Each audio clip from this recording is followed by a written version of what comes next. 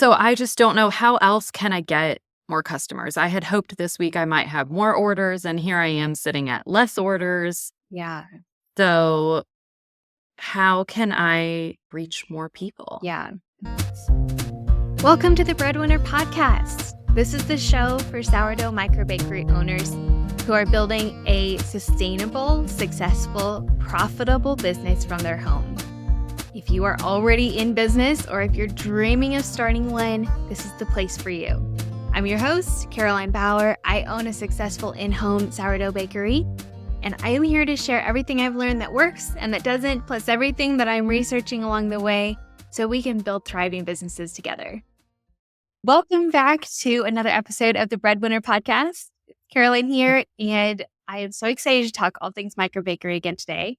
Today's a fun day, and I have a guest. So this is one of the really fun episodes that I get to do where I have invited bakers to apply for a coaching session. And so I am here with Danica, and she owns Deere Creek Bakery. And we are going to just dive into her business and help her overcome challenges, get to the next level. So I'm so excited that you're here, Danica. Thanks for taking some time with me. I would love to know a little bit of what led you to start baking sourdough and make it a business. Tell us a little background. Hi, I'm Danica, and I live in North Georgia. I'm a mom. I have 3 beautiful kiddos. I'm married to my wonderful husband. We kind of stumbled into farm life. So we're like part-time farmers too. We've got 39 chickens, 6 cows, and I was talking with a friend this morning about getting 2 pigs, which is interesting. I have been milling wheat and baking bread for a few years now. My mother-in-law taught me how to mill wheat, and we lived with them when we first moved to Georgia back in 2020. And she's always made her own fresh bread with us and the kids, and I loved helping her. When we lived with her, we were making bread.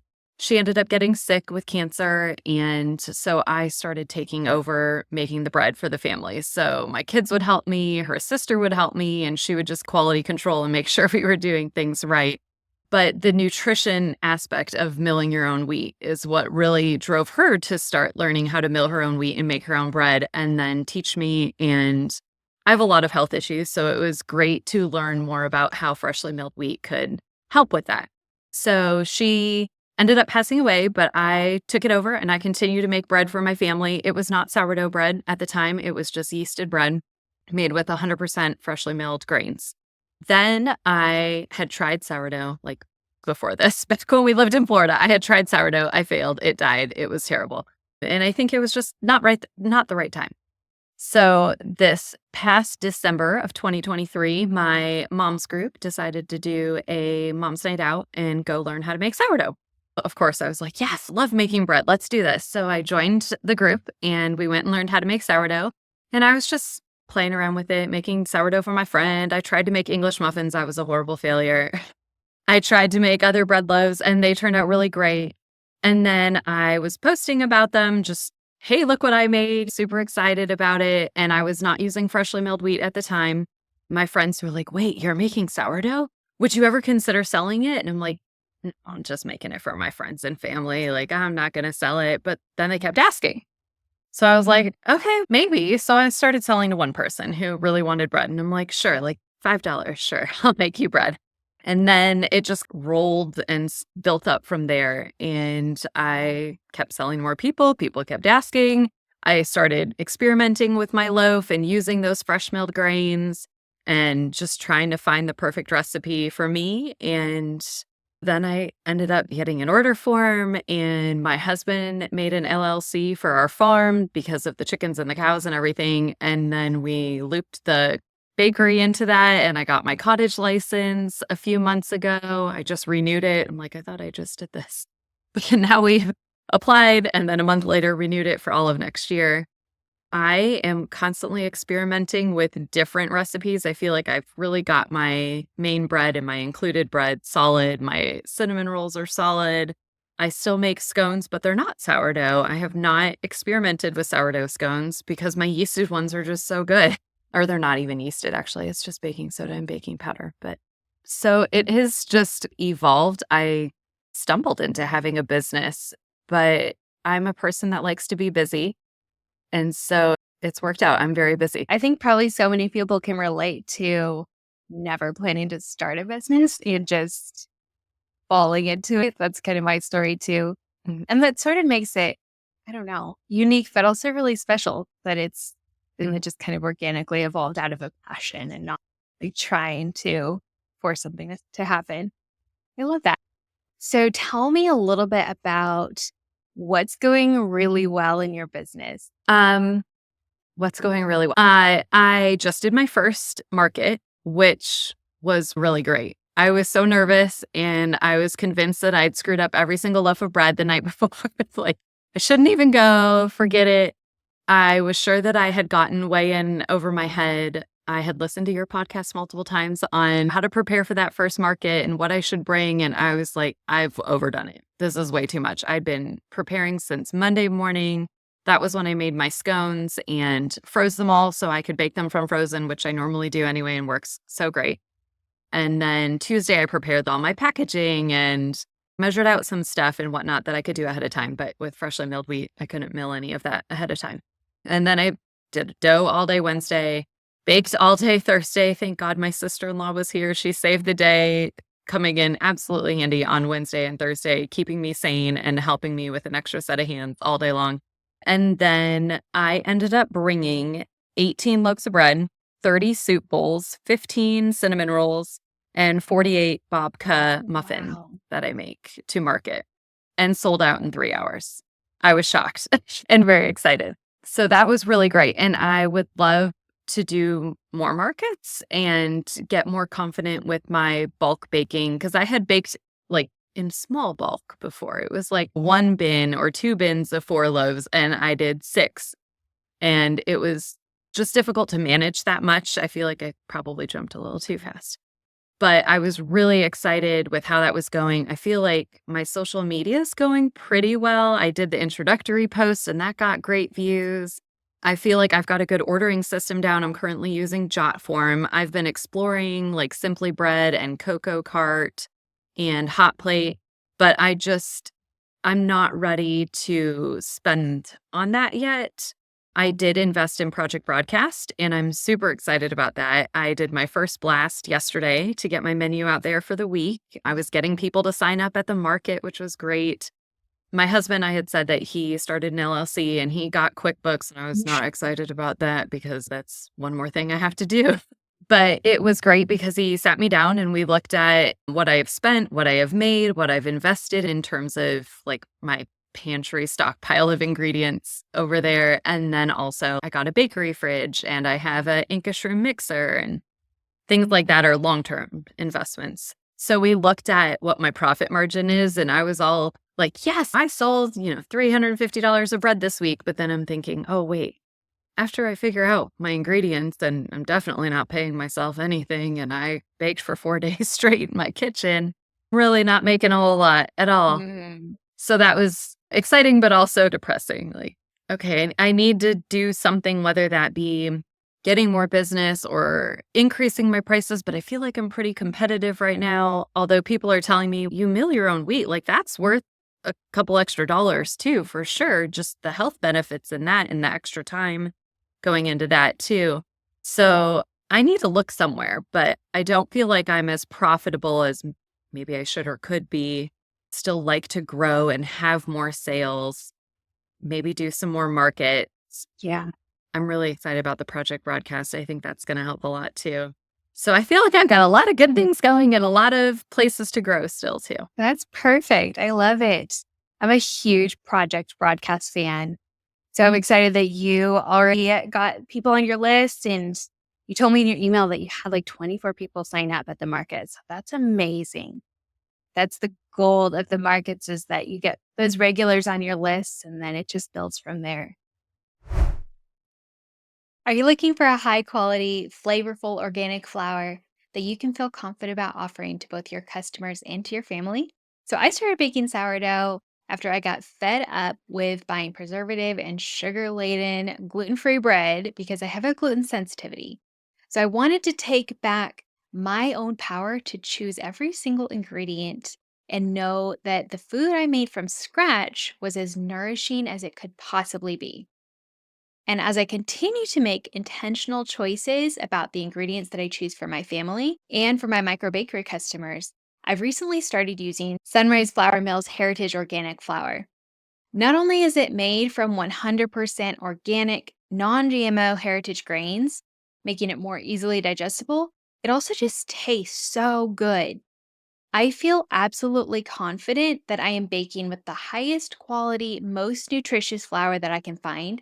And if you're looking for a flour that you can feel 100% good about, I cannot recommend Sunrise highly enough.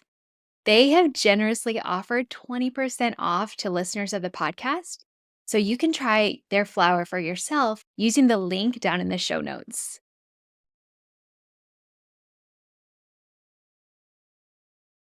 So, moving forward, you want to just keep growing. If you could identify one or two areas that you really want to focus on improving, what would they be? Time management, for one. I did not sleep nearly enough last week, and I know that will lead to burnout, and I don't wanna burn out. Like, just a better system of managing, scaling up those recipes, and timing everything while still being a mom, and I have 3 kids that do sports and activities, so I need to be able to plan that well in advance so I can plan around their activities. I was really proud of myself for the market. Like, I had 160 scones in the freezer, and at 10 PM the night before, my sister-in-law was like, "You need to stop. You need to sleep. The scones don't have to go today. Like, they will be fine until next week when people order." And I didn't bake them because it was like, you gotta bake them and wait and ice them and wait and package, and so I was really proud of myself because I have a hard time saying no. I would definitely say time management. I don't know if I need to find better systems or just be more realistic about how long things take. And then I don't know, like this week, I was really hoping I would have more orders with the market. And so far, I don't have a single order for this week, which has actually never happened. I'm like, okay, what's going on? So I'm going to use, I mean, it's still early. My menu doesn't close for another like just over 24 hours. So I might still get some orders for Thursday pickups or Friday deliveries between now and then. It's entirely possible. But if not, I'm going to use my time wisely to plan out for Thanksgiving and start prepping and I don't know, pushing that somehow. I don't know what to ask for about a second way to help. Would it would it be like a social media thing or running a special or I'm Yeah. not sure. Well, I love it. So let's focus on time management for a little bit Okay. and see if we can identify the bottlenecks. And it sounds like you're doing a really good job of prepping what you can ahead of time. So, what is your current baking setup? I'll start by asking that. How many loaves are you baking at a time? What does that system look like for you right now? On a normal week when I have normal orders, I maybe have, I don't know, anywhere from 4 to a dozen or maybe 15 orders. And they're for multiple different things. My actual one bestseller is my bagel bombs, and they are so labor intensive.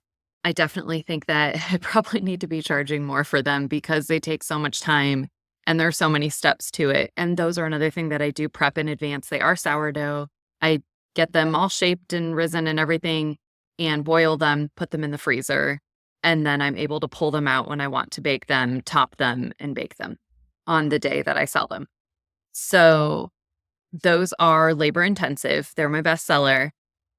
So I actually just switched my pickup day. I was doing Wednesdays, but now my kids have activities, so I can't be baking Wednesdays. So I switched to Thursdays. So my new schedule is going to be orders open Sunday, they close Tuesday, day is Wednesday, bake day is Thursday, pickups are Thursday evening. And then I offer delivery to my kids' schools on Friday, my husband's office, and then my mom's group at church on Fridays when we have a Friday meeting, which that always increases how many orders I have too, because I have a lot of really wonderful friends there that want to support me in my business. And I bring quite a few orders on those Fridays, like once or twice a month.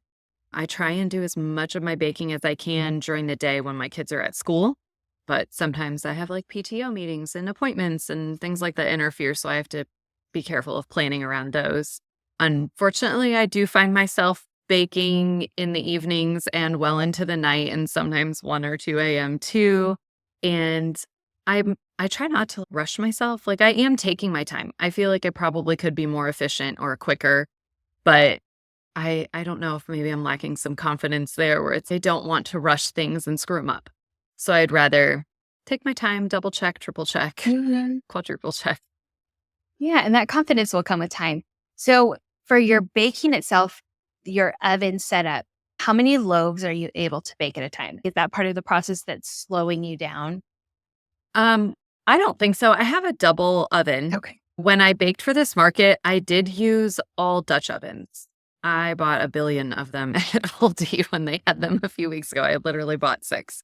So I was doing, they were small, like soup bowls for the most part. The other ones were my small loaves. So I was able to do 4 at a time in each oven of the small loaves. And of the soup bowls, I was doing either 4 or 6 in each oven at a time. I have not had the guts to try open baking yet. I would like to, but I'm nervous I'm gonna break my ovens. We just built our house and I don't want to fry my brand new oven. So I don't necessarily feel like that's where the bottleneck Okay. is. So you're happy with the Dutch ovens, not feeling like that's too much of a hassle. So the thing to identify when we're talking about time management is where are you spending a disproportionate amount of time? Whether it's you're mixing your dough process, it sounds like it's probably not your baking itself. When you think about your week, where do you spend the biggest amount of time? Probably the mixing the dough. On a smaller week, I do prefer using like my big, heavy ceramic bowls. I just like the weight and the feel of that. For this market, I did bake in, they were like 12 quart, like the Sterilite plastic bins. And I was able to do a 4 times recipe in those. So I did have 6 of those set up all down my island. And I would stretch and fold one, then move to the next, stretch and fold that one. I think that just takes a lot of time. Maybe I need bigger bins. I know you had mentioned using bus tubs. I'm a little concerned about how heavy that dough is going to get, though. Yeah. So that sounds like a good spot to start. Because if you're mixing your dough 6 times in batches of 4, that's 24 loaves. If you were to get a slightly larger bus tub that could hold like 6 loaves, that's the size of my smaller bus tubs. They don't get too heavy, but that cuts your mixing down from 6 bins to 4. Some people can't handle the heavy amount of dough. And so keeping it small is a strategic and a necessary thing, and that's okay. But if you think about any time, so I like to think about the number of times that I'm touching a process. So if you're Mhm. touching the mixing and then your stretch and folds 6 times in your 6 different bins, you could cut that down by, oh gosh, I'm trying to math fast, by a third. I do like mixing in bulk. The more that you can just multiply your recipe and do it 1 time or just do it 2 times instead of doing it 3 or 4 or 6 times, it will just improve your efficiency. But also, you'll improve with reps too. So the more that you just repeat the process, the more your confidence will grow. You won't kind of second guess. And there maybe will always be a little element of that, but it will become more and more comfortable with more and more repetition when you continue to practice. Do you think a little bit of a larger bin, doing 6, does that sound? Okay. It's definitely worth a try. I was struggling trying to find bigger bins. Mhm. I don't know if you have a link you can send me somewhere to what you've been tried and loved. Yeah. Do you have a restaurant supply store anywhere near you? I have not found one. Okay. I've been looking. I think there's some down in Atlanta, but I have not been able to find one anywhere like within an hour of here. Okay. That So there's got to be one in Atlanta somewhere. I'm sure that there would be like a restaurant depot or something like that in Atlanta. That's the most inexpensive place to find a bus tub. That's where I get my smaller ones. They're a lot pricier on Amazon, but there are some good options. They're just going to cost usually like twice the price as if you went to a restaurant supply store. Webstaurant online is also a lot less expensive, but they charge a lot for shipping. I've seen that. So I think that probably would help divide down your efforts in terms of how much output you're giving, you'll find that it Mhm. really pays off. So you're mixing by hand. Is there anything else in that process that feels slow? Like, how are you incorporating your inclusions? Are you laminating or adding those with your coil folds? The inclusions, so for my cinnamon raisin and my apple cinnamon loaves, I do those during the coil folds. For my like artesian sourdough, I laminate those at the end. So I do two different flavors right now, Asiago rosemary and caramelized onion and Asiago. Those I've been doing during the lamination at the end, right before shaping. And I do feel like the other part that's probably taking a long time is actually milling my wheat and incorporating that because you can't prepare that in advance. And then my mill can only handle so much that I have to do that in stages. So I am doing that per bin. I go to mix it up with my dough whisk and all that. So that does take time, but I don't know if there's a way to really speed that up. Yeah, that probably just needs to be slow. And maybe down the road, you look for a larger, faster mill. But with the Asiago, those sound amazing. With those inclusions, you could probably mix those in with your coil folds and save the Okay, step it out, separating it out and laminating that in. that's a good idea. Let's go back to the idea of raising your prices. Okay.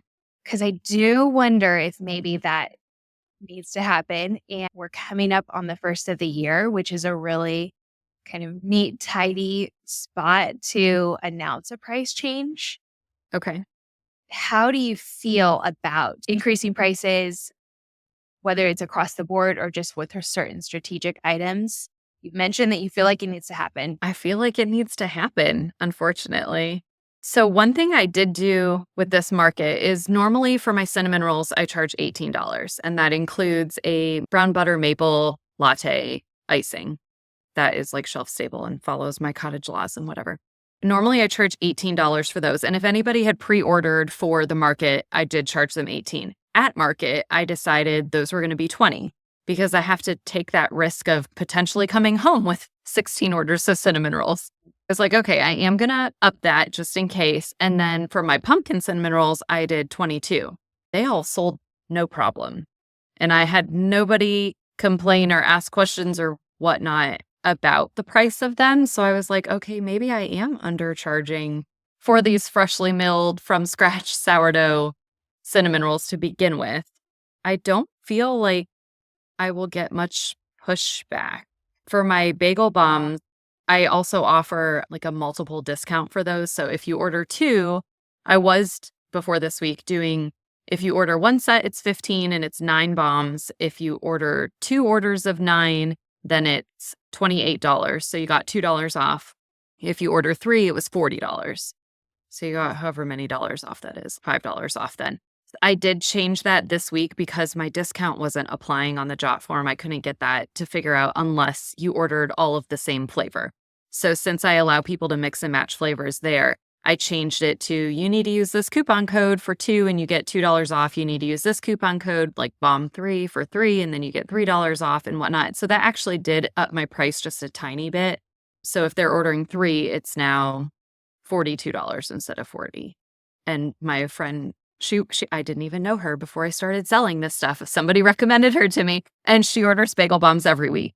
And I ran that by her and asked her if the way that I worded that made sense. And she's, yes, I love it. That sounds great. And she didn't have any qualms about it. And she orders every single week bagel bombs. So I was like, okay. So I think you're right. Like January might be a good time to just, I don't know, like $1 across the board. I'd have to take a look at that. I did also after market and for market, I changed my scones. So normally I do, my most popular one is my fruit mini variety scones, and it's 2 of each of my fruit flavors, and I do $12. And it's 6 mini scones. For market, I was able to make better use of my packaging and fit 8 in there. That was my plan before not baking them. So I was going to do 8 scones for $14, 8 of my minis. And so I just continued that onto my order form this week. And I did 8 minis for $14. So people are paying more, but they're also getting more. Okay. That's one of my favorite ways to increase a price is when I change a product a little bit. So that way you're not increasing the price they're used to being priced at a certain point. So if I introduce a brand new product or a product in a new quantity or variation, that's an easy way to bump the price up $1 or $2 without it being super impactful.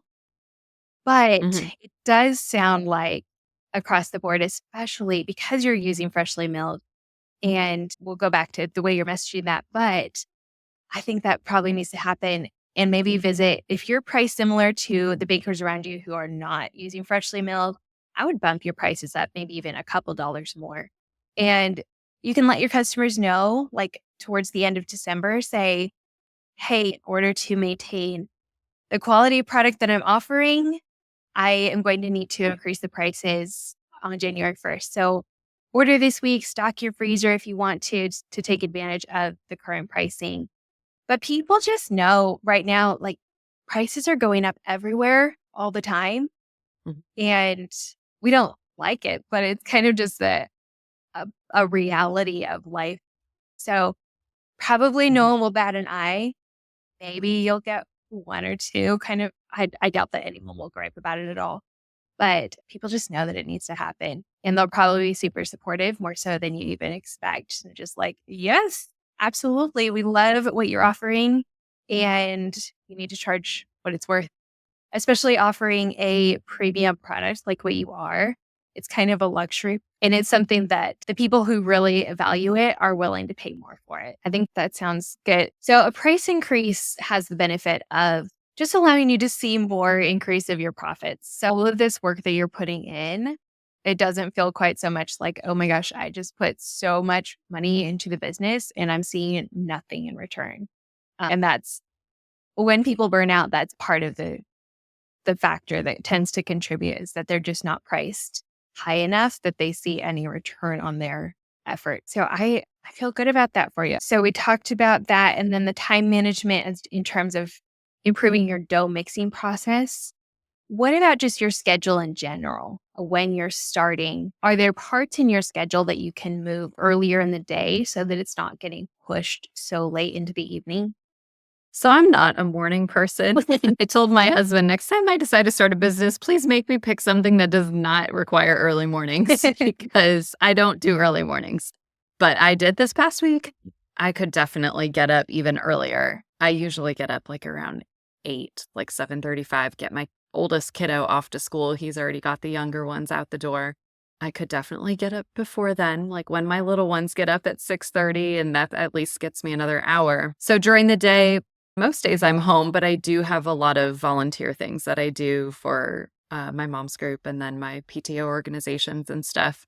And then once the kids are home, it's with kids' sports and activities from usually about 3:30 till 8:30. So those evening hours are out. And then, of course, dinner prep and everything for the kids too, and my husband. And then I'll usually pick back up once they go to bed between 8:30 and 9:30 and might be when I assemble my dough that goes in a mixer that then sits out and proofs overnight, which is fine. That doesn't take long. Those are definitely more easy, quicker doughs than the ones that I'm kneading by hand and stuff.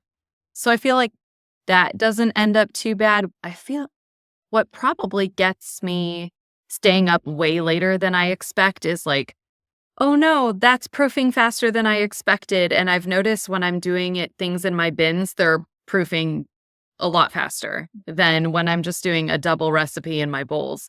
So then I don't want that to overproof while I'm sleeping and I'm not going to get up at 2. So I just need to stay up and make this or finish that or whatnot. And then before I know it, it's like 2:30 and I'm still up. Yeah, that makes sense. So if your waking time works for you, maybe you don't need to wake up super early. But I wonder if those batches that you're mixing in your bins, maybe you get those started mixing at 8:30 in the morning on the days when you don't have a meeting. See if you can kind of adjust that. And so it's okay if you're shaping your dough and putting it in a Banneton, it can hang out in the Banneton for a day or 2 days just in the fridge. So if maybe you can shift a little bit to a day prior, if maybe there's a day without Okay. or volunteer activities and just give it an extra day in the fridge. That way, maybe that mixing part, you have a little more flexibility in the early part of the day and you're not pushing super late into the evening. Because like you mentioned in the very Mhm. beginning, that's repeated super late nights will ultimately land you burnt out. And we don't want that for you. Right.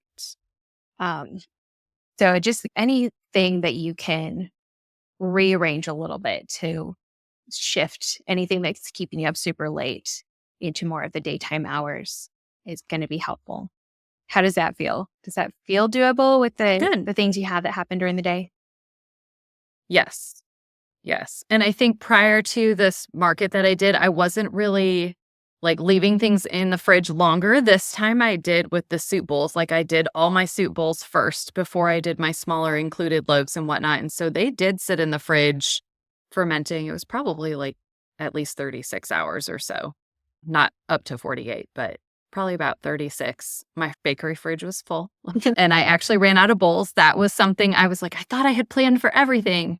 I used every bowl in my kitchen and then I lined it with a cloth napkin, and those were all the perfect size and wonderful. And then I called my friend. I didn't sleep that night because I was nervous and thinking of all things going wrong. And I called her first thing in the morning. Are you home? Do you have any kid-sized bowls? Because I need about 24 more. And if not, I need my husband to run to Walmart and find me some bowls. But I obviously couldn't get Bannetons like last minute like that. And I totally forgot that, okay, for every loaf of bread that I'm making, it needs a Banneton or something to sit in my refrigerator. And so that was definitely like a oops. Yeah. I didn't think about that. The good thing about that sort of thing is that it only happens once. And then moving forward how to adjust for it. Yes. Yes. I know how many bowls my friend now owns. and and I bought a whole bunch on Walmart that I'm like, okay, these I will keep. They're like little kid bowls that will do with a cloth napkin if necessary Mhm. until I can afford to invest in that many Bannetons, because that is a big investment Mhm. having that many. It is. So Yeah. Manages are a good thing too. Just kind of slowly build your collection little by little when they go on sale. the round loaves are easier to improvise, but I Mhm. do have 4 oval ones now. I'm like, okay, I'm gonna need to up that. And then I see people doing the like 2 bread pan method. Mm. I don't remember if you do that or not too. So I did buy some bread pan, Oh. but I've experimented with it like twice just for us, but I haven't sold anything like that yet. Yeah, I haven't done that method personally, because I open bake, but that can be a great Okay. way to bake more at a time. If you're not ready to try or don't want to try open baking, there's nothing wrong with not open baking if you don't feel like that's a good fit for you. Ideally, I would love to get a bread oven. And somebody was actually selling one an hour away, and they were posting on all these microbakery pages. I'm like, oh, honey, like it's only an hour away and it's only $7,500. And he was, are you serious right now? Have you looked at your profits? And that's when he made me look at the profits. And we're not there yet. Yeah, it'll come. It'll come. Um, so let's see. So we've talked about your time management and kind of how you can adjust that and raising prices. Is there anything else besides those two that you feel is slowing you down or that you feel like you need to improve to pursue the next level of bread oven and growth in your business? I think I need more customers. Okay. And until this market, the only thing I had done was social media. Okay. And I had posted on a couple of different groups where they're like Small Business Saturday, post about your business and whatnot.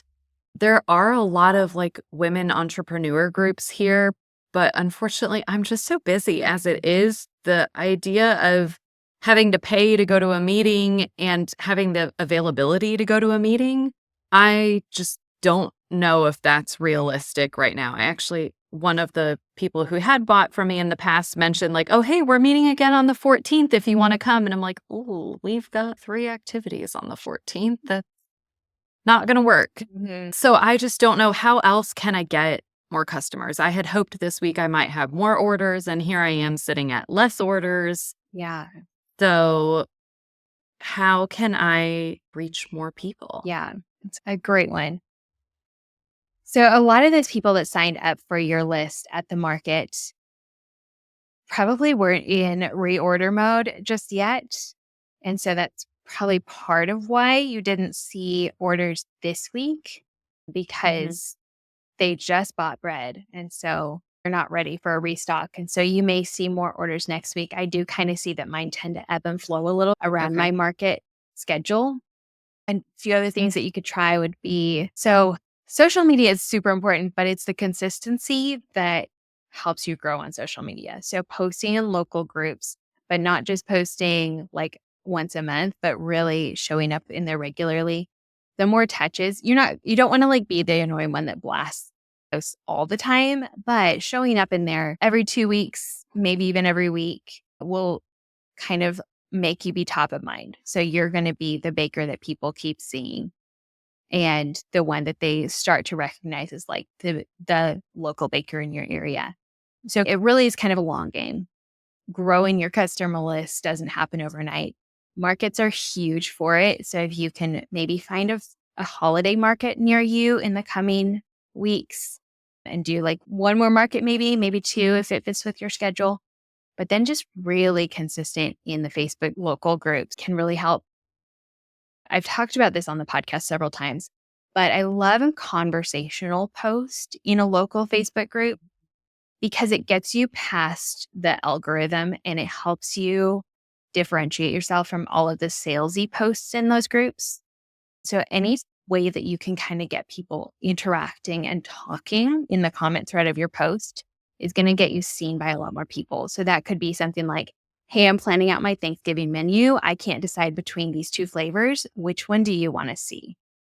Something like that. Okay. So you're getting some feedback and you're not asking for a sale in that particular post, but you are making it clear that you are a sourdough baker and asking for some feedback. Okay. Make sure when you make a post like that, that you do tag your business Facebook page so they can jump over, assuming you're posting from your personal account, which a lot of those groups make you do. Make sure you tag your bakery page so that they can jump over and follow you there. And then maybe even put a post, like your first pinned post in your Facebook page. Basically say, if you want to get notifications each week when my menus are open, click here to join my text list, or text my keyword to join my text list. Make it really easy. Put it right there at the top so it's the first thing they see, so that you can build your list that way. And so that they're not just liking your page, but they're also opting in to get your notifications. Okay. I would say start there. Start with maybe 1 to 2 holiday markets, and then just a conversational post in a Facebook page and showing up in there super consistent. Okay. We have a few other sourdough bakers here, and I actually have an acquaintance that I met through my mom's group who does like personal chefing and catering and whatnot. So she happens to be friends with everybody. And I mentioned to her this weekend at the market, because she was catering our lunches, hey, like I would love to meet these women. And I feel like there's plenty of customers around for all of us. And not that we're competitors, but that we can be better together. And I would love to just talk shop with them. And how's it going? And how are you starting? And what are you thinking? And what are you enjoying? Or what are you struggling with and whatnot? And just collaborating on something like that. So she actually texted me back this morning like, hey, I talked to one of the ladies and she is all game for it. Let's pick a date. That would be great. I'm like, okay, yay. But I would love to get to know the other sourdough bakers in my area too. And I feel like we all offer slightly different things. Like one of them specializes in pastas, and that I tried that. That is a lot of work. I don't know how she does it.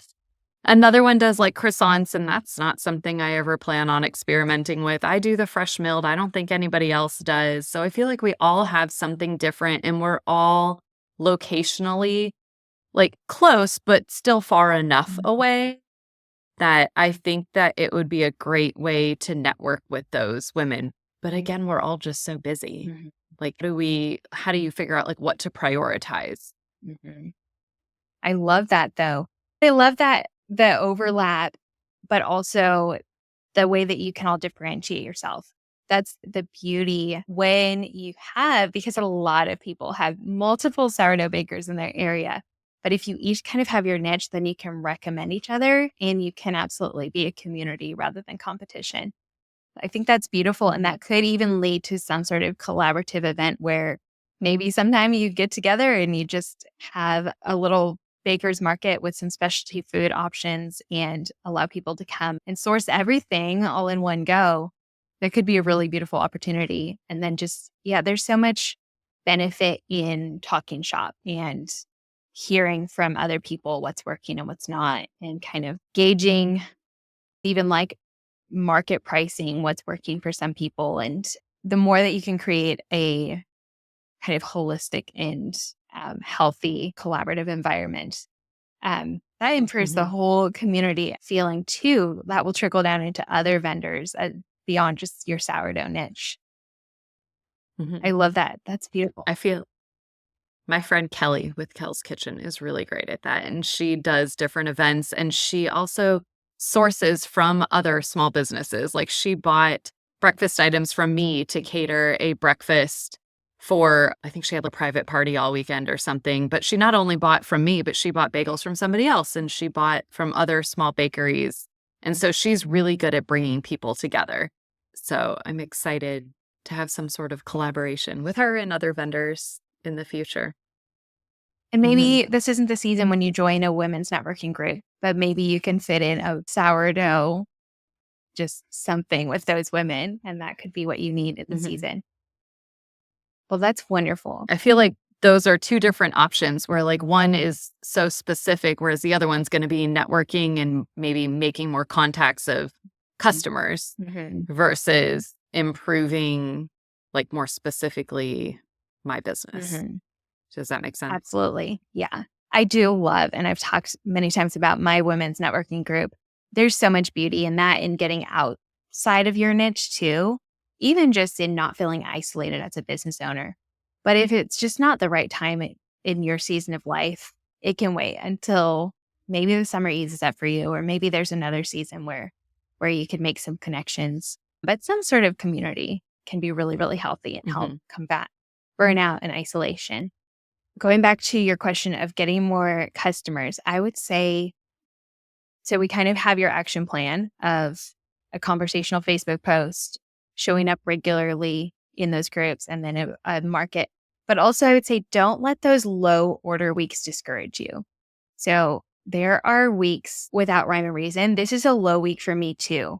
Comparatively, I am sitting a lot lower than I normally do. And who knows why? Maybe people are kind of in Thanksgiving planning mode and they're not really thinking about ordering food for this week. Maybe they have a budget that's coming up for Thanksgiving. But like you said, I would lean into using this week to plan ahead for Thanksgiving. Maybe ask your social media followers what they want to see on your menu and utilize this time in that way. But definitely just know that it's kind of ebb and flow. January will likely be slow as well for most of us, so we can know that that's coming and plan and anticipate it.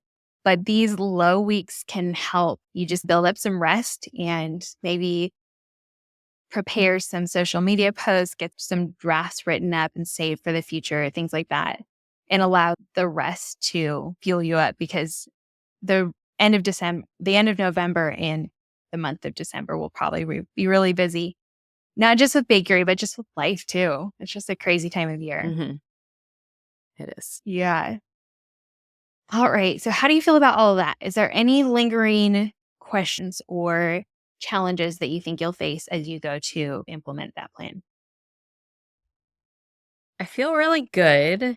I always feel so awkward posting like conversational things on social media, but I'm just going to have to put myself out there. But it's hard to put yourself out there. I'm feeling good about it. I definitely want to grow some more before I continue to invest in like more Bannetons or even the bigger bins. I'll probably go ahead and get one and just start with one, see how it goes, and continue the chaos that I'm currently doing with the rest of them. Another idea I had was to build up my confidence with that baking, especially if I am going to do an even bigger tub. Like, that's going to change the amount of time it takes once everything's mixed to sit and rest and rise and everything.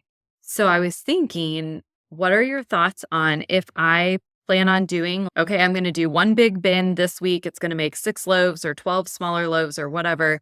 And then maybe on Wednesday or something, I say, hey, I have some extras. Who wants them? Like for grabs kind of thing. Here's what I've got. Just to work on my confidence with that mass quantity baking. I think that could be a great idea. That also kind of takes some of the pressure off if you're not pre-selling those loaves. And if they don't turn out the way that you would love them to, you could discount them or whatever you feel good about. But that helps you get those reps in and lets that process feel more second nature. I think that's a great idea to practice that. I had one week where I was baking a ton of cinnamon rolls. I don't remember what the holiday or whatnot it was, but I was baking a ton and I forgot to add the baking soda, baking powder, and salt that morning because you let it rise overnight. And then my recipe, you add that in the morning and then you roll them out and fill them and all of that. And I didn't realize it until I'm like, they're coming out of the oven looking a little strange. What's going on?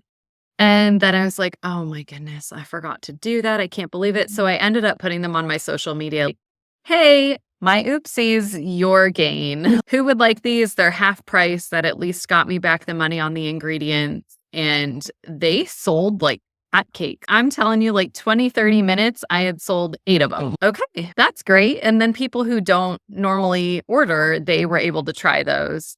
So I thought that was good. So I'm like, okay, worst comes to worst, I can always heavily discount things and just move it and get back the money on the ingredients. They still tasted great. They just didn't rise. They looked funky. Yeah, that's perfect. I think that's a great strategy. Well, we've covered a lot of ground. So I want to overwhelm you with too many things, but between raising your prices on January 1st, building your bulk baking confidence, and building your customer base, I think you're on a great trajectory. And growth it's not linear and it's slow. Slow growth is sustainable. So while sometimes, especially if we have kind of an entrepreneurial brain, we just want to get to the next level really fast. But that slow growth really is the healthy pace, especially during this busy time of year. It's wise to kind of keep yourself in check a little bit. I'm excited to see you as you grow, and I'm here to cheer you on and support you. Would love an update or hear from you if you check back in a couple months and let me know kind of how things are going. Thanks so much for taking some time with me, Danica. I really, really enjoyed getting to know you and talking to you. And for those of you who are not following Danica, you are Deere with an E, Deere Creek Bakery on Instagram, right? Correct. All right. So listeners, I will add Danica's handle down in the show notes too. So you can follow along with her and check out her progress and cheer her on, and we can all connect and we rise together. So thanks again for taking some time with me today. To those of you listening to the show, if you screenshot this show and tag myself and Caroline Bauer _sourdough and tag Danica, we would love to see where you're listening from so we can all connect and support each other that way. If you haven't already followed the show, make sure you're doing that so you get a notification whenever new episodes drop.